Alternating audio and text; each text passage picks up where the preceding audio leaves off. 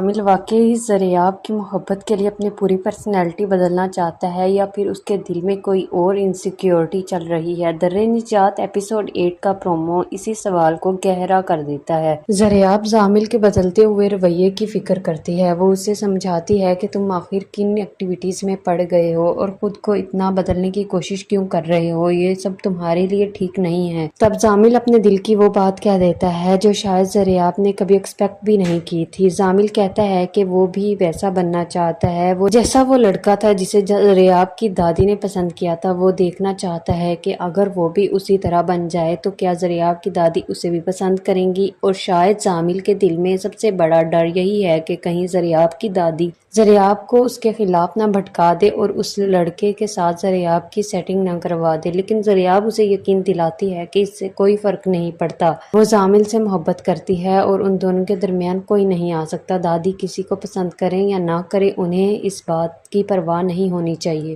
زامل کہتا ہے کہ وہ ابوبکر کی طرح بن کر دیکھنا چاہتا ہے۔ وہ جاننا چاہتا ہے کہ کیا زریاب کی دادی اسے بھی ویسی محبت اور لگاؤ دے سکیں گی۔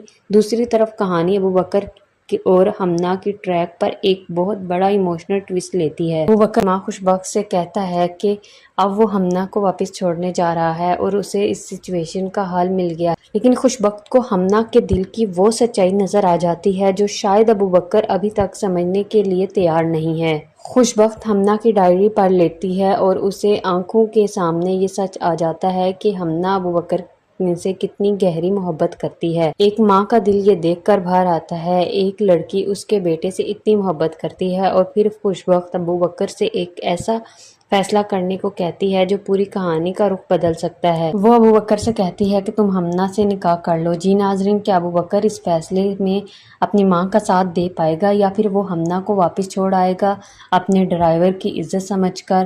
آپ اپنی قیمتی رائے کا اظہار کمنٹ سیکشن میں لازمی کریے گا، and don't forget to like, share and subscribe this channel. Thank you.